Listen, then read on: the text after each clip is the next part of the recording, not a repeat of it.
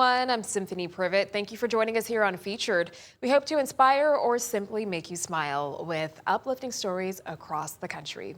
Every year, nearly 800,000 Americans suffer a stroke. That comes out to just one person every 40 seconds. And those numbers came from the CDC. Jonas Evans introduces us to a man fighting to rebuild his life after a stroke. Trevor Fisk is sweating up a storm. I think so. Here at Encompass Rehabilitation Center, exercise is a team effort. I would like to see my old self do what I did just now. 5 months ago, Fisk suffered an ischemic stroke. I stepped out of bed and I fell on the floor and I couldn't get back up. My left side was super weak. I couldn't hardly use it. Trevor came in about 1 month after he had a stroke. Now, with the help of his therapist, Amy, he's working back to get to that old self. When you have somebody who is as active and healthy as Trevor, and all of that just disappeared in a day, it's devastating. We get to be the people that step in and say, let's help you fight to get this back. You know, I'm glad that I got her because I feel like she sees something in me that she feels like she can improve upon.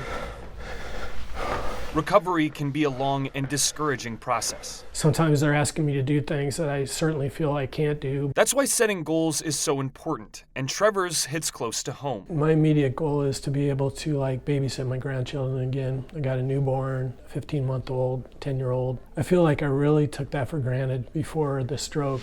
Each day in here is one step closer. He had a goal right off the bat to be able to pick up his granddaughter, and he did that for the first time a few weeks ago. So he's been doing some amazing things. I truly feel like I've become a part of the family inside this facility, and I feel like they care about me and I care about them. In Moline, Jonas Evans. John Deere and Habitat for Humanity are teaming up to build affordable housing in Illinois. Marshawn Gunn shows us the impact they're making and what it means to one volunteer. Volunteers from John Deere are here at Harvester Works partnering with Habitat for Humanity Quad Cities, doing what would normally take the organization 2 months to do, all in one day.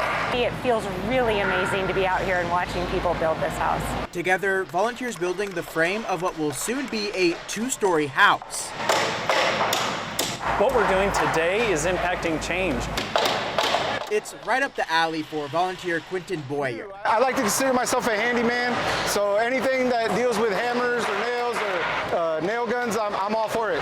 For him, it's more than just volunteer work. We're going to help a family that, needs a home, and a home is where the heart is, and you make memories, and we want to be a part of that. If we can give that to somebody, that's a good thing. What makes it so special is our employees love volunteering for Habitat. In the last 5 years, we've had 28,000 hours of volunteerism just in the state of Iowa. Right now, affordable housing is at a crisis point in the Quad Cities, being over 6,000 affordable units short of what's needed according to the QC Housing Council. Obviously, mortgage rates are at a high right now, and so people are not moving. People are at much lower rates when they purchased and or refinance, so housing stock is low. We have partner families within our program that count on us doing what we do. Officials say partnerships and volunteers like these make all the difference. Part of the Habitat program is we rely on our volunteers, and so we rely on our volunteers to do our framing and our drywall and our painting. All of that helps us to keep costs down. Everyone working together to build affordable housing for those who need it. In East Moline, Marshawn Gunn. And while summer break is obviously a time for fun for students, thousands of them across the U.S. lose daily access to school breakfast and lunches. Now, to help fill that gap, schools across Georgia are making sure students don't go without nutritious meals. Madison Rick shows us how one district is feeding thousands of students. Preparing dozens of meals takes a certain level of coordination, but for nutrition manager Rakita Carr, it's a labor of love. And having those time off with the kids, get other kids to love on you, neighborhood kids, parents that you graduated from and seeing their kids growing up, so it's really heartwarming. This group of women has a combined 80 years of experience in providing your children with nutritious food. We love the children. That's why we've been here 20 years and 30 years, all this time, because we love what we do. A love packed in every meal, a necessity that extends beyond the school year, and Carr says it's a profession she stumbled into. I went to school and I graduated as a paramedic, but school nutrition fell right on in with my kids and coming up through school, and then I got into it, I stuck with it. That dedication doesn't take a summer break. Each meal kit is packed with 7 breakfasts and 7 lunches brought directly to the community for families who may not have the means to come and get it. And they'll bring dozens of those meals outside in the parking lot where you can line up to get handed one of those meal kits so you can help feed your kid throughout the summer. For many families here, those kits are more than just food, they're a lifeline. A lot of kids depend on breakfast, lunch, and the snacks that we serve at school, but this gives us a chance to, while kids are out, and even help the parents financially bring 2 meals a day that is still nutritious to them. Last year, the program fed over 25,000 meals. This year, they're aiming to beat that, 1 meal kit at a time. Reporting in Dublin, Madison Ricks. One high school student's dream has become a reality, and the whole community could benefit as well. Carter Threet has that story from Arkansas. For Elizabeth Seppi, this is Common Ground at the Hot Springs Welcome Center. She and some of her Hot Springs High School classmates found common ground over this idea. We're here to pour back into our community, providing fresh produce to underprivileged families in need. The idea for a community garden has been growing for several years, but one thing Seppi needed was money for materials, and she got it. Reynolds Consumer Products is funding this entire project. They have donated the means to buy all of our materials, and they're also getting their hands dirty with us. A lot of people were getting their hands dirty at Saturday's groundbreaking. A Reynolds HR manager was one of them. She tells me that a lot of people don't realize the well-known Reynolds wrap starts in this very area. The Hot Springs Rolling Mill is right here it's in Malvern. They've been here since 1978, and that's where the whole Reynolds wrap process starts. Reynolds was looking for a way to get more involved locally. They found it with Seppi. And when we heard about the community garden, we're like, okay, that would be a great way for us to make a difference, for us to actually have an impact, a lasting, sustainable impact into the community. Seppi hopes this garden will have that lasting impact. It's more permanent than just going in somewhere and volunteering for a short period of time and then picking something else the next year. The impact for this project will continue long past 2026. But for Seppi, this time will always be special. It's super encouraging and exciting to see this dream finally come true. In Hot Springs, Carter Thweet. Well, it sounds like a teacher's dream job. Small classes, involved parents, an idyllic setting. But there's just one problem: nowhere to live. Well, that's the situation in the San Juan Islands, located right off of Washington State. A housing crunch is creating a teacher shortage. Eric Wilkinson shows us the mission to make an impossible dream come true. The bell rings by hand at Shaw Island School. At 136 years old, it's the longest continuously operating schoolhouse in Washington. With that distinction comes its own set of challenges. The biggest isn't crumbling classrooms for kids. It's non-existent bedrooms for teachers. It's very crucial because that's our main obstacle of finding teachers and keeping teachers, is having a place for them to live that they know is permanent. Maybe 2 centimeters on each side. Diane Clifton has taught in this 2-room schoolhouse for 17 years. During that time, she's had to move 4 times to various rental properties. It's really hard to keep uprooting and having to move and struggling to find a place. On this island of about 150 people, the median price for a house is $1 million, and rentals are essentially non-existent. Commuting from the mainland or another island becomes a 14-hour day minimum.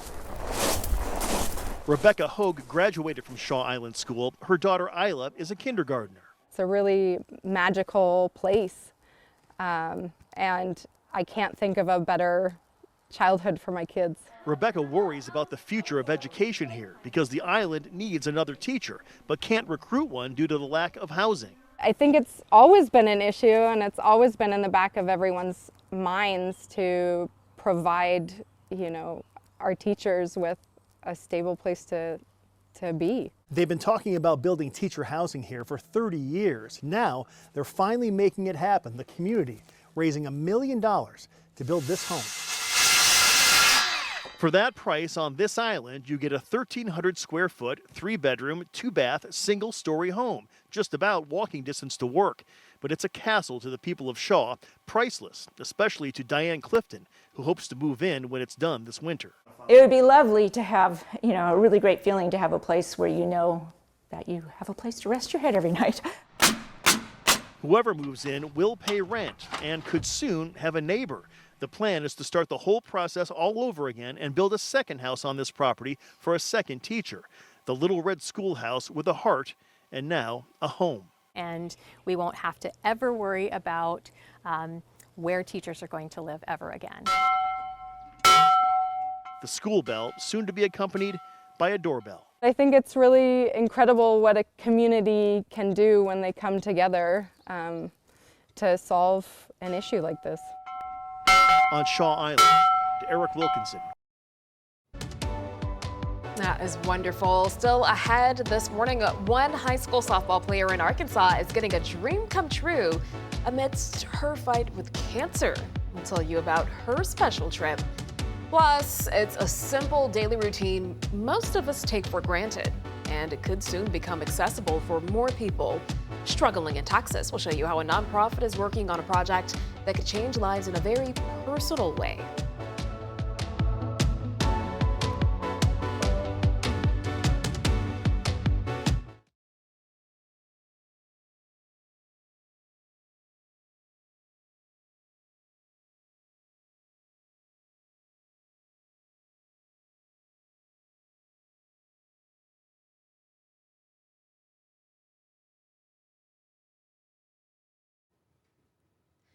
Welcome back. One softball player's big dream is coming true. Presley Clardy is a high schooler in Arkansas. She's battling cancer right now, but through her fight, her love of softball shines through.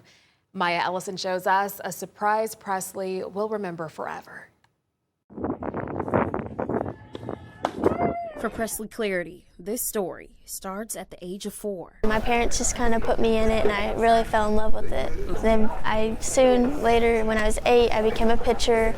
And she never looked back. What makes her so unique as a player? I think when she's on the mound, she is very focused. She doesn't let anything rattle her. I have ice for blood and I love playing the role of a pitcher. You control the game. That mentality made her unstoppable as a Glen Rose freshman. But right before the new season began, the unimaginable happened. Well, she actually found it. Presley did in her neck on Christmas Eve, matter of fact. And the doctor, her PCP, was very proactive and decided to go ahead and get an ultrasound ordered and an x-ray done. Presley was diagnosed with Hodgkin's lymphoma, a cancer affecting the lymphatic system. Her being diagnosed, it was just, it was traumatizing, for her and us as a family. At first, we just really didn't know what anything looked like, what her journey would be, how hard it would be. But for Presley, the hardest part isn't the treatment. It's not being able to play softball. And she's never let go of her first love, using the diamond as an escape to practice day to day. Practicing softball kind of helps me get away from this. Yeah, gets my mind off things. Her resilience caught the eyes of 80,000 viewers, including ESPN's Holly Rowe. One of her assistants reached out after one of my videos went viral, and eventually Holly contacted me. She FaceTimed me and she told me I was going to the World Series. Presley and her family gifted with an all-expense-paid trip to this year's Women College World Series, courtesy of Rose Foundation, Joy and Us. It's a dream come true for her, to get to go watch softball because it's her life and her passion. The big day finally arrived. Surrounded by family, doctors, and nurses, her community sent her off in style. Getting to the World Series, what are you most excited about? First, spending time with my family and just the atmosphere. For Presley, This moment is a reflection of a journey defined by one rule: never give up. There is light in the darkness, and just be strong. In Little Rock, Maya Ellison. A nonprofit group in Texas called The Free Store is now taking on a growing need with a new project designed to help some of the community's most vulnerable people. The organization hopes to offer free showers to anyone who needs them, giving people not just access to hygiene, but also dignity and support. Here's Lydia Herrera. It's something many people take for granted. Being able to take a clean shower whenever they need one. Now getting up in the morning and just taking a good cold shower or warm shower, even if you don't have any place to go, is very, very rewarding. For 15 years, James Newton lived on the streets. Now he advocates for the homeless and says there's a lack of shower access that's 24/7. Some of the homeless community, they work, and some of them get off at night, and when they get off, Mother Teresa's is not closed. It's closed, the Dismas may be closed, and there they are stuck again. Maybe they have to go to work tomorrow with the same clothes on and not taking a shower. But Marlena Garza with the Free Store is changing that. So a fully inclusive shower would mean that someone like myself, who is fully able-bodied, independent, and can fully bathe themselves, could get a shower all the way up to someone who can't, somebody who is partially or maybe even fully paralyzed. A community shower that will be open to anyone, regardless of their situation and disability. But Garza says it won't be cheap. Just in our space alone, I'm estimating anywhere from $700,000 to $900,000 to get it all fully done. Strategic overview. Amanda Port with the Corpus Christi Community Center says this partnership will make a lasting impact in the city. In general, the whole building needs repair. But to me, it's a worthy investment that I think will have measurable returns when we start seeing our unhoused people being able to get out in the community and, function better. How long did the hot water last? Garza says if funding comes through, the community shower could be open within the next 2 years, and says she'll keep pushing until it becomes a reality. It gives them a space that you are not forgotten, you are seen, and we are here trying to save you. That was Lydia Herrera reporting from Texas. Well, coming up after this break, for patients in the fight against cancer, the road to recovery can be long. How an unexpected friendship is helping one North Texas woman through the journey. Plus, ahead in our half hour, a middle schooler in Ohio is proving that what makes us different can be our greatest superpower. How he's become an advocate for acceptance.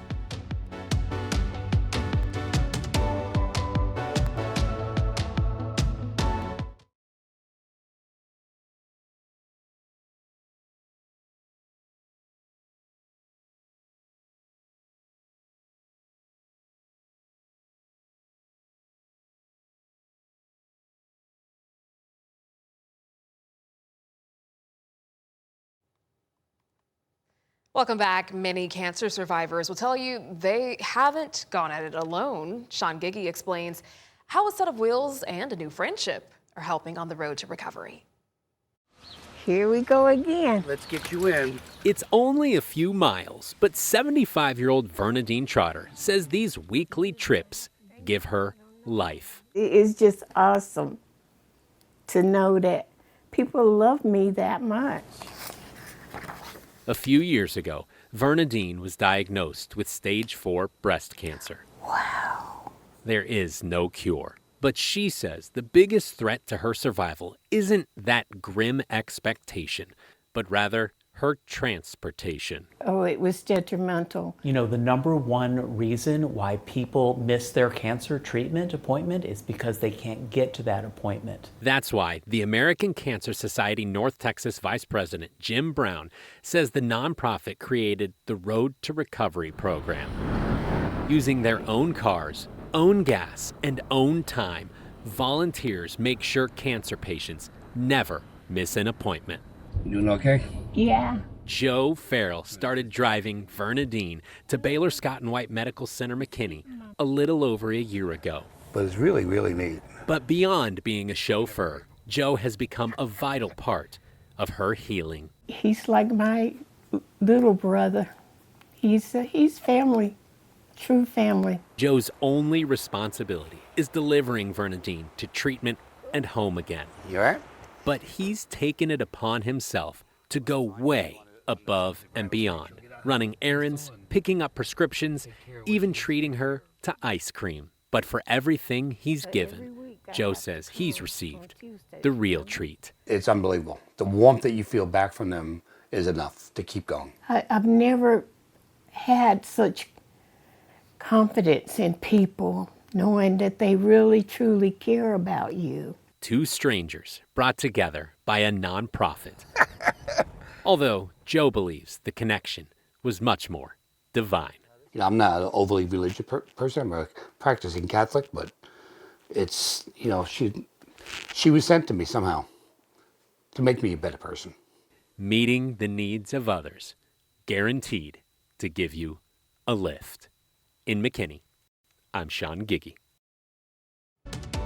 Awesome ending to that story. Coming up, for 20 years, she's taught some of Idaho's smallest students, but the lessons she's left behind reach far beyond the classroom. We'll introduce you to a beloved kindergarten teacher as she prepares to say goodbye. And a group of young musicians have played in theaters and concert halls, but their most meaningful performance may be between the kennels. How the soothing sounds are helping animal shelters heal.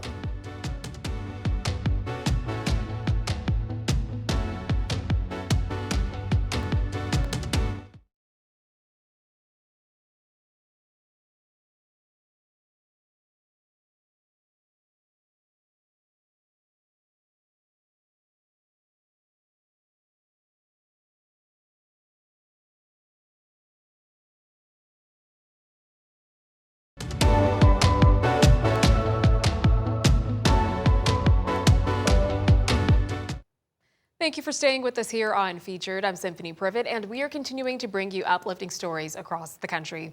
One late high school student in Texas was honored on what would have been his graduation day. Jobin Paniker shows us his twin brother's emotional moments. Take a look. Giada Lopez. Assad Mahida. When Memorial High School held its graduation ceremony on Thursday, it came with a special moment. Hunter Metcalf. Not everyone who graduated was there to walk the stage and pick up their diploma. In April of 2025, Austin Metcalf, a junior, was stabbed and killed at a track meet. Another student, Carmelo Anthony, was charged with murder. Which brings us back to the ceremony. Austin would be walking this stage with his twin brother, Hunter. Instead, Hunter is also walking for him. He receives his diploma, gets his recognition, Hunter Metcalf. and then walks down the steps, comes right back around to receive his brother's diploma. Hunter Metcalf will accept the posthumous diploma in honor of his brother, Austin Metcalf.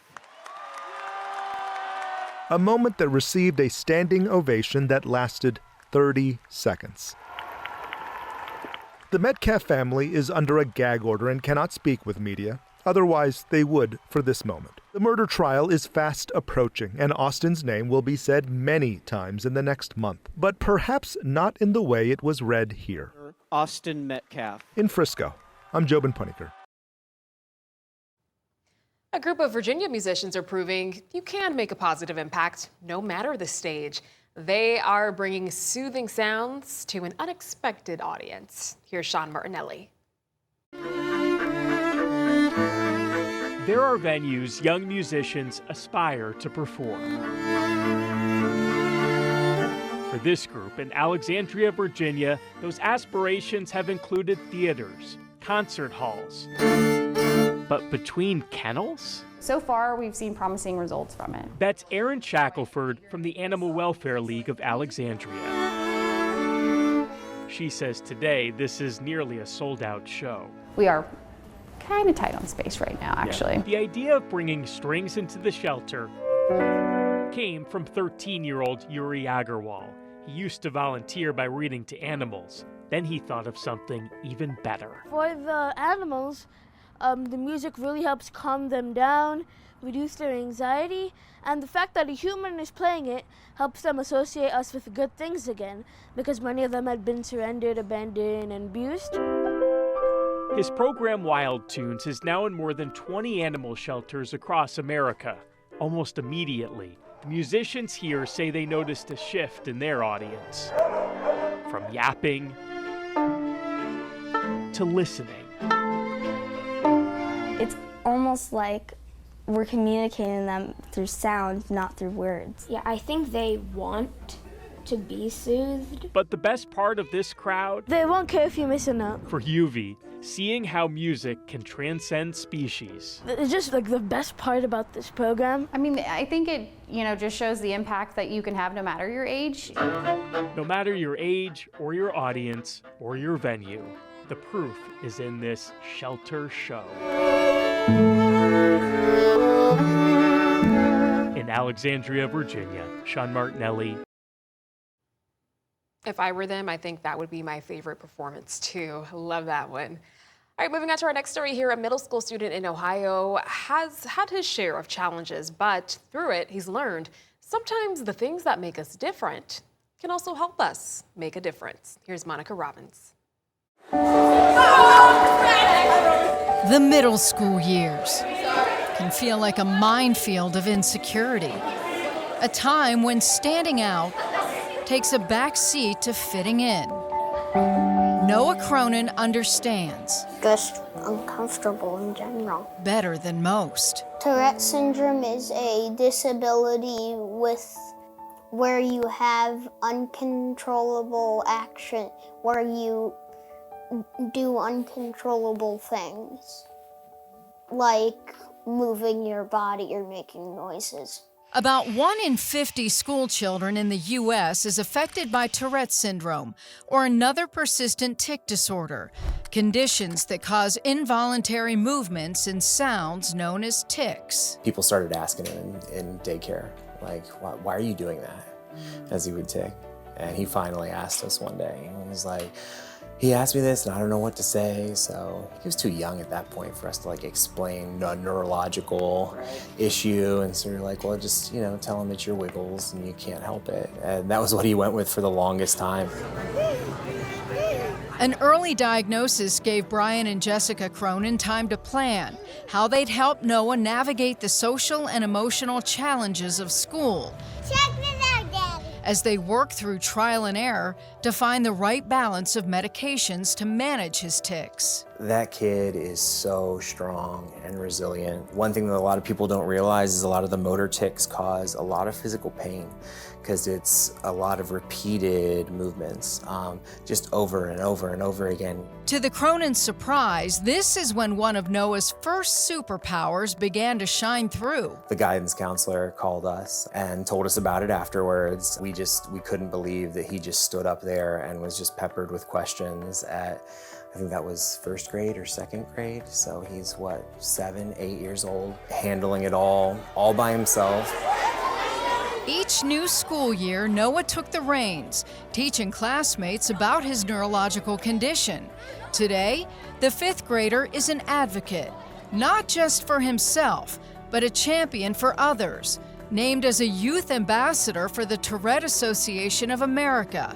Noah went to Capitol Hill with a message for lawmakers. More support, resources, and research is needed to help people just like him. I want to teach people with Tourette syndrome what can make their tics easier and what might make them worse, but also they are perfect just the way they are. It's also there he met kids his own age with Tourette's for the very first time. Seeing him be willing to be just fearless and jump into that is just really, really incredible to see. Noah's growing confidence has brought forth even more superpowers. I'm gonna get up and try. A love for music, anytime, anywhere. I'm going on doing this. His inspiration, singer-songwriter Louis Capaldi. I just like listening to him. He's an amazing singer. There's also something really interesting about Louis, too. What is that? he has Tourette syndrome. Unlike Noah, Capaldi's diagnosis didn't come until later in life, which due to the condition's complexities happens in half of all cases. A high-profile example of Tourette's continuing challenges, something Noah will still face through middle school and beyond. But these days, Noah isn't hiding who he is. He's learning the power in simply being himself. Monica Robbins. One teacher in Idaho is retiring after a long and impactful career educating kids. Mrs. Carter is a beloved kindergarten teacher. This year is her last, but her legacy will continue at the school that loves her so much. Maggie O'Mara shows us her heartwarming goodbye. Sherry Carter loves to teach kindergarten. I think that I had a calling. I've been teaching here for 20 years now. This is my 20th year. I knew I loved this school from the moment we walked in, and the rest is history. She has nurtured and taught hundreds of little people over the years here at Cecil DeAndres Elementary. We do life in this classroom, and we learn about life in this classroom. And we are a family, right? Are we a family? Yeah. We're a family, and we grow together and we learn together, and the love is exponential. Like, it just doesn't stop. We make mistakes. Do we make mistakes? Does Mrs. Carter make mistakes? Yeah. No matter how old they get, they still are my kinder babies. They'll be my kinder babies in my heart forever. This is her final year in the classroom, and it's so bittersweet. It's hard to think about like saying goodbye because we fall in love with each other here. So I think just the opportunity to work with such amazing tiny humans that will change our future and that I'll have a tiny part in that makes my heart just swell. We set up a very special surprise for Mrs. Carter. Are you guys excited? I'm excited. I have no idea. Oh! This is the Hammaker family. I remember thinking, wow, she has a gift. And she has a gift to make every single child feel like they are her favorite. Mrs. Carter has taught all of the Hammaker kids. I have 5 kids. My oldest is Elle. Elle is on a church mission right now. You were seriously the best teacher I ever had. I don't think I ever had a better one, and I'm just so grateful. And then Travis and Reese and Colt and Ty now. They all love Mrs. Carter so much, and they all remember being in her classroom. When you go into her class, you just kind of feel like you belong there, and like she loves you. I think what I love about Mrs. Carter is that she just makes you feel like you're the most important person in that room. This family, I've taught all of their kids. I've taught all 5 of Allie's kids. Okay. But that's not all. We had yet another family surprise for Mrs. Carter. Oh my goodness. These are the Manwarings. I've had all 4 of their girls. She's more than a teacher. She is so invested in these kids. She leaves an imprint in them and in their hearts. It's inspiring. It's inspired me. Sherry Carter is off to enjoy retirement and her family full-time. But saying goodbye to this, that is not easy to do. My heart is just so full with so much joy. But as you can see, a part of her will always be here at Andress Elementary. Every single child who's come through this door has just a tiny piece of my heart. And that was Maggie O'Mara reporting from Idaho. Coming up after the break, we will introduce you to the world's oldest archer who is still finding the target at 104 years old. Woo!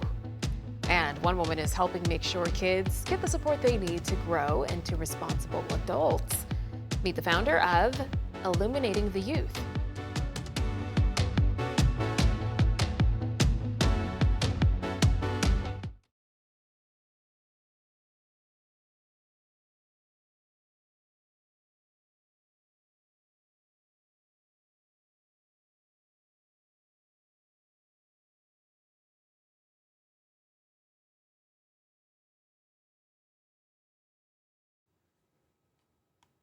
A woman only in her 30s single-handedly decided she would be the one to help steer more than 100 kids in New Orleans to productive futures. Here's Meg Ferris.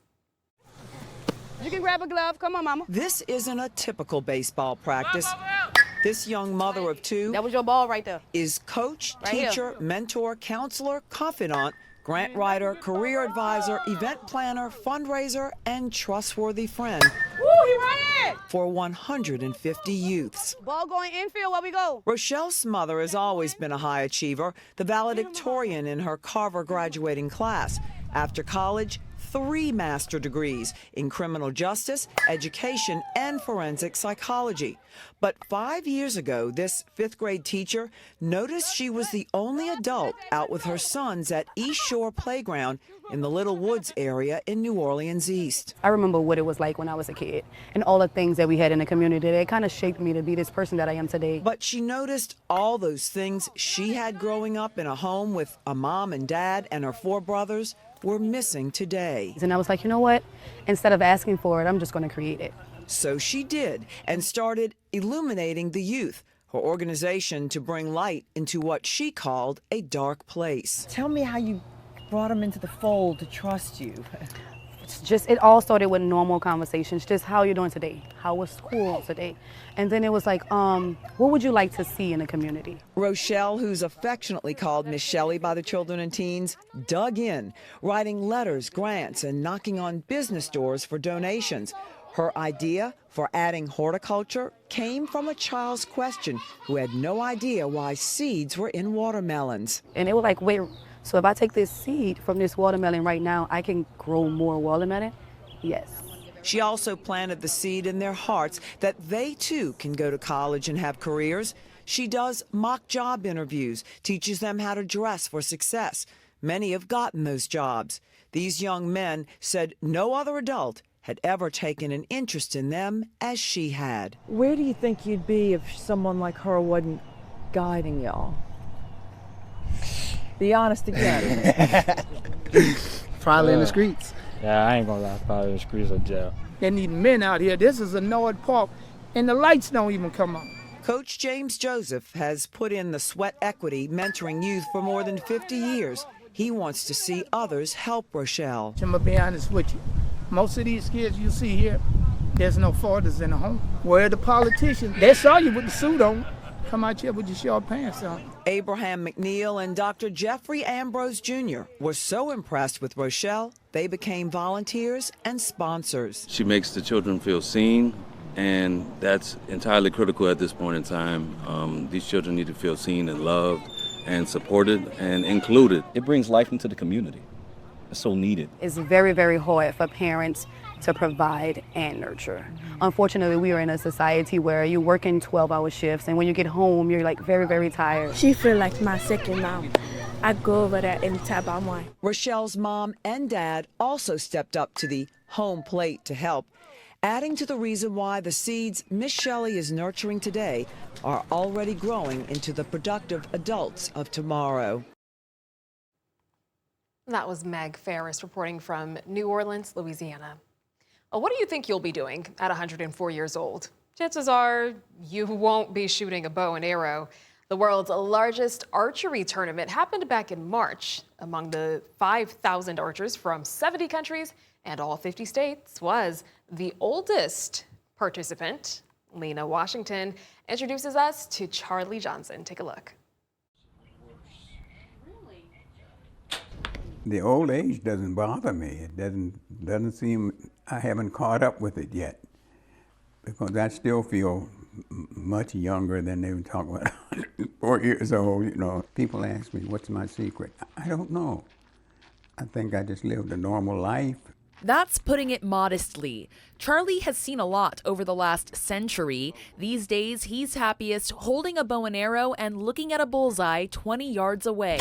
The joy of archery is to be able to say, I'm an archer, you know, and that means a lot. He got hooked on archery through his golf buddies, and his wife Bonnie has been his biggest cheerleader.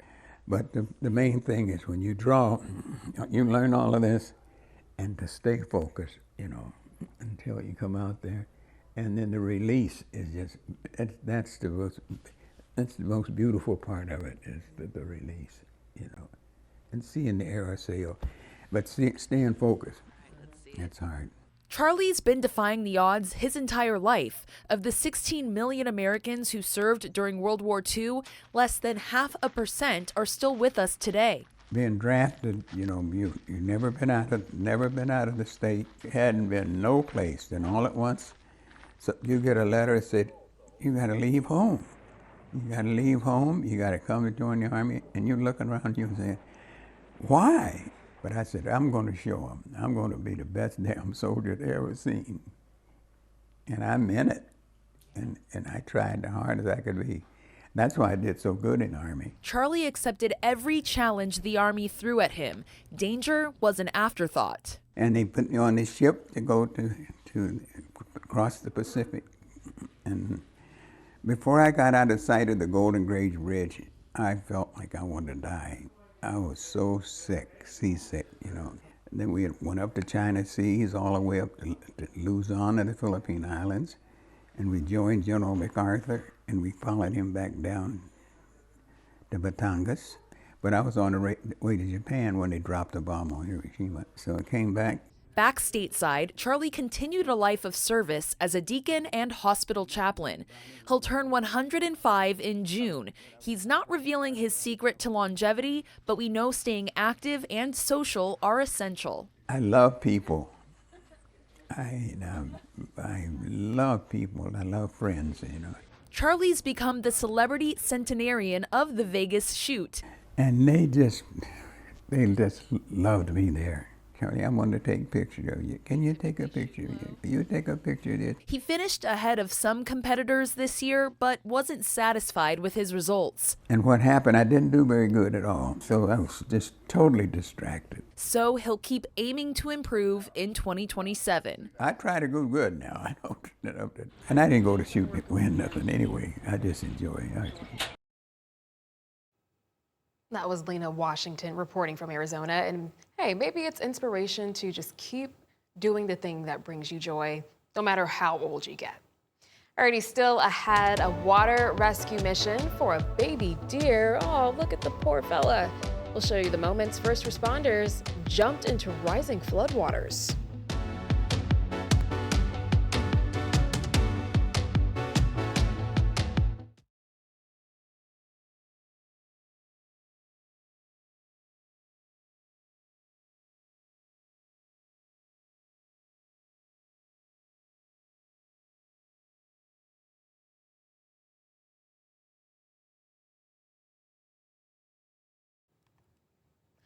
Fire crews in Indiana had a wild rescue that was caught on camera. Samantha Johnson shows us what happened.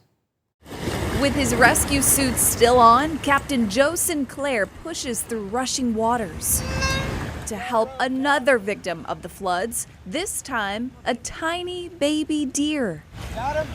Yep, come in. It probably came downstream, 400 or 500 feet at least. So it'd been in there for a minute. Captain Sinclair tells me there was no time to think, only act. I jumped in. I was able, thank God, to line up with it because I knew if it got past me, you know, it wouldn't have turned out well. We went underwater a couple of times. I thought, uh-oh, but I tried to keep her up above my head. In the pouring rain, the two made it to safety. And with the help of the local animal rescue, they got the fawn all dried off and warmed up. The spotted baby, likely just a few weeks old. I mean, she didn't fight us. She was just, you know, she was calm the whole time. So, you know, if I feel like I can make a difference, I will. So I'm just doing my job. Captain Sinclair is a firefighter of 40 years. In fact, he's in the Red Cross Hall of Fame for another rescue decades ago. I pulled a kid out of an apartment fire in 1989. I think it's the adrenaline rush. You know, it's able to make a difference. The wild scene giving a whole new meaning to the name Deer Creek. Madison Township Fire upholding the promise to serve and protect even our four-legged friends, too. In Morgan County, Samantha Johnson. Wow. Happy ending to that one. That's it for this episode of Featured. Until next time, make it a great one.